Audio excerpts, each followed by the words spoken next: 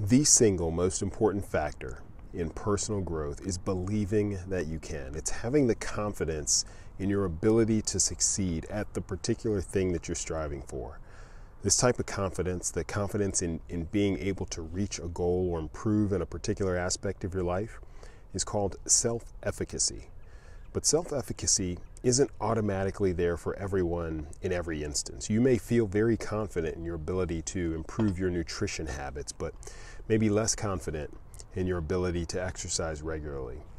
Or you may be confident about being a better spouse to your partner, but apprehensive in the parenting area. This is normal. We each have strengths in some areas and the need for growth in other areas, and the areas where we're usually the strongest are those where we're typically most confident. So when you find yourself seeking growth in an area that you're not so confident about, try this exercise. Think about something that you're good at now. Perhaps it's your career, parenting, volunteering, or maybe you're good at listening or hosting social functions. As you think about those things in your life that you're good at, whatever those things are, ask yourself, have I always been good at those things? The answer is probably not, right? I mean, you had to learn, you had to practice, and over time, you've gotten comfortable and even good at those things. You see, we often tend to compartmentalize our positive traits and think that we can't apply those traits to other areas of our lives. You didn't become successful at work by being a poor planner or by being inconsistent. You've certainly shown skills at planning and consistency in some areas of your life. If you consider yourself a good parent, I'm certain that you've grown to be more patient and understanding, right? I certainly have. It didn't come overnight. And this type of growth can happen in any area of your life. Now, we have to realize that there are things that are constantly working against us as we seek to grow. These things that work against us are limiting beliefs, negative self-talk, and either real or perceived negativity and doubt from others around us. Sometimes we let these things define our reality, but the truth is that we define our reality simply by how we think. If we think, this is how I can, instead of this is why I can't, we define our reality. And when we define our reality, we can do things to shape that reality.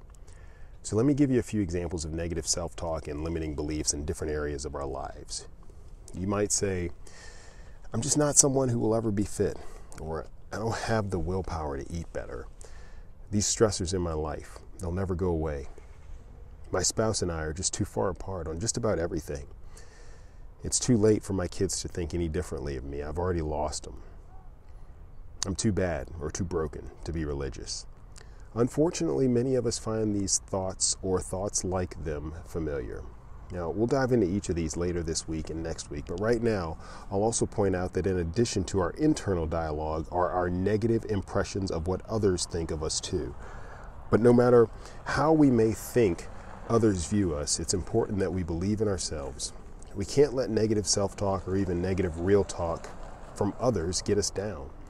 Having a mindset that looks towards the future and hope, or with hope and belief, is fundamental to personal growth. But sometimes we don't even give ourselves a fighting chance at success before the thought about why we can't succeed takes over. So here's what I want you to do. Listen for and squash the negative self-talk and limiting beliefs as soon as they pop into your head. Squash that voice in your head that's telling you that you can't do this. That initial belief in our ability to do something, to change something, that very first thought and those thoughts that immediately follow have a huge impact on the outcome. And the unfortunate reality is that this is where many of us fail before we even start. We kill our goals, our visions for a better self, our dreams before the thought even has time to develop. But again, our reality is shaped by what we believe. You've had the ability to do this, to be better, to live better, and to grow within you all along. Start with the belief that you can and start moving in that direction.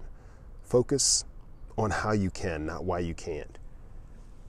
You define your reality through what you decide you can or can't do.